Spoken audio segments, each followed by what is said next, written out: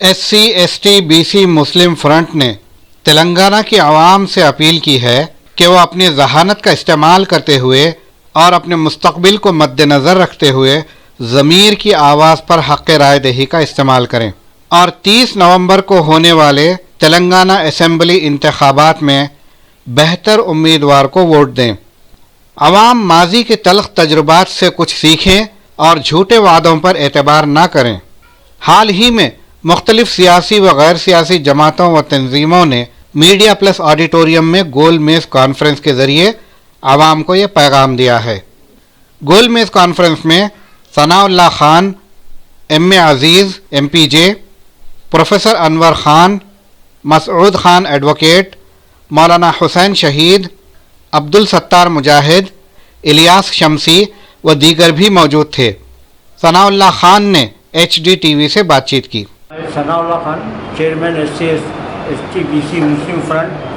यहाँ पर media plus habits पर एक मुस्लिम जानेशनों का इजलास रखा गया क्योंकि इलेक्शन बिल्कुल करीब है और मुस्लिम वोट तकसीम होने की ज़्यादा गुंजाइश है, तो हम मुस्लिम वोटों को तकसीम से कैसा रोके इस उन्वान से रखा गया।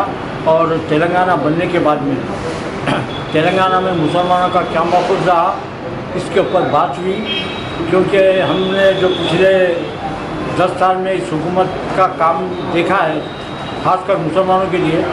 सबसे पहले हमारे चीफ मिनिस्टर ने तेलंगाना बनने से पहले मुस्लिम के लिए कई वादे किए, जिसमें अहम कुछ वादे मैं आपको बताता हूँ कि उन्होंने कहा था कि तेलंगाना अगर क़याम में अमल में आएगा और हमारी हुकूमत बनेगी तो हम तेलंगाना में मुसलमानों को 12% रिजर्वेशन देंगे, वक्फ बोर्ड को जुडिशरी पावर देंगे, मुसलमान को सब प्लान देंगे और 4 कैबिनेट मिनिस्टर देंगे और हर डिस्ट्रिक्ट से एक मुसलमान को टिकट भी देंगे, बल्कि उसको हम घिसा कर भी बताएंगे।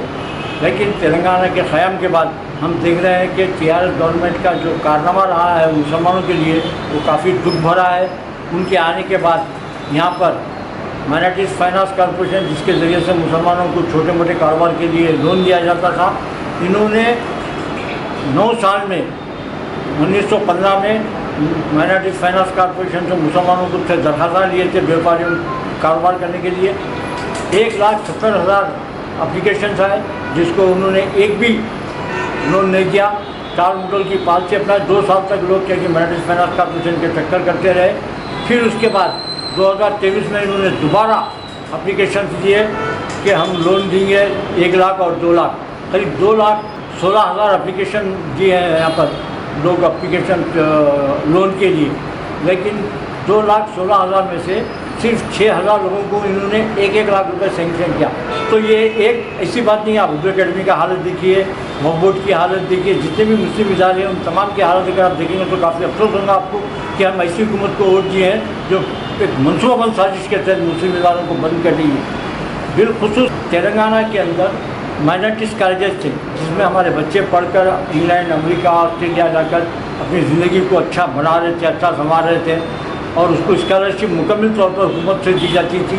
TRS गवर्नमेंट आने के बाद में उन्होंने एक मनसूबाबंद साजिश के तहत पूरे माइनॉरिटीज़ कॉलेज को बंद करा दिया, जिससे जो बच्चे हमारे यहाँ से 1,000-1,200 एक कॉलेज से निकलते थे, यानी 40-42 हज़ार सालाना बच्चे जो तालीम हासिल करके बाहर जाते थे, उन बच्चों को इन्होंने टोटली तालीम से महरूम कर दिया। आज वो बच्चे ऑटो कैड, होटल, पान के डब्बे चला रहे हैं। यानी कि इनकी आप जितने भी कारनामे अगर आप देखेंगे तो हमारे पर्टिकुलरली तेलंगाना के अंदर मुस्लिम्स को बहुत का नुकसान पहुंचाया है उन्होंने। पार्लियामेंट के अंदर जितने भी बिल्स आए हैं एंटी मुस्लिम बिल, उसको हमारी रियासती हुकूमत ने भरपूर तायीद की। ऐसा महसूस होता है हुकूमत को देखने के बाद में कि कहीं ये RSS के लिए काम तो नहीं कर रही, RSS एजेंडे को तो नहीं अमल कर रही। लिहाजा आज के इजलास में हम तमाम मुश्तरका तौर पर यह फैसला करें हैं कि इस इलेक्शन में मुसलमान के वोट को तकसीम होने ना दें और ख़ासकर ये हुकूमत के कारनामों को मद्देनज़र रखते हुए अपने वोट का इस्तेमाल करें। तो किसको देना चाहेंगे? वाज़े तौर पर कि एक सवाल आता है कि अगर हम BRS को ना दें तो फिर वोट किसको दें, तो हमारे पास 2 सेकुलर पार्टी है, एक है कांग्रेस और दूसरी BRS है, क्योंकि BRS के कारनामे हमारे मुखालिफ रहे हैं। लिहाजा हम कांग्रेस को वोट देने की बात करेंगे, क्योंकि कांग्रेस एक ऐसी जमात है जो RSS एजेंडे पे काम नहीं कर सकती और वो BJP का साथ नहीं दे सकती। ये इलाकाई जमातें कभी भी वक्त के हालात के हिसाब से बीजेपी का भी साथ दे सकते हैं और बीजेपी का भी साथ दे सकते हैं। जी, टीआरएस ने जो जो वादे किए थे और वो वादे वफा ना हुए, तो क्या कांग्रेस के मौजूदा इलेक्शन मंशूर में वो शामिल है?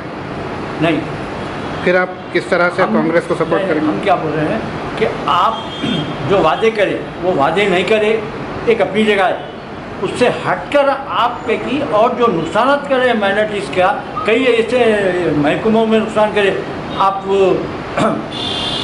पॉलिटिकली मुस्लिम को ख़त्म कर दिए, ना आप MLC देते हैं, ना राजा सुबह देते, आप टिकट नहीं देते, लेकिन MLC राजा सभा तो दे सकते हैं आप। माइनॉरिटीज़ के जितने महकमे हैं, वक्फ बोर्ड, उर्दू अकेडमी, हज हाउस और ये महकमों में आप 4 साल तक की कोई किसी को पोस्ट नहीं दिए, 4 साल के बाद में आप दिए हैं तो वो भी खाली एक चेयरमैन का ऐलान करें, जबकि हर महकमे के अंदर एक चेयरमैन के साथ 8-10 बोर्ड मेंबर होते, ना किसी को बोर्ड मेंबर दिया आप। 1 साल पहले चेयरमैनशिप वो भी अपने अपने मखसूस लोगों को ऐलान कर देंगे, उनको बिठा के रखें। ये माइनॉरिटीज़ के लिए कोई वो है, तो हम लिहाजा अब TRS गवर्नमेंट से तो कोई उम्मीद नहीं है हमारे को कि माइनॉरिटीज़ को कुछ फ़ायदा होगा। ऐसे टाइम पर हम कांग्रेस को वोट देने की भी अपील करेंगे, और उसकी वजह ये है कि कांग्रेस बीजेपी से मिलकर कोई काम नहीं कर सकती, क्योंकि एक अपोजिशन है वो और एक ताकतवर तंजीम है।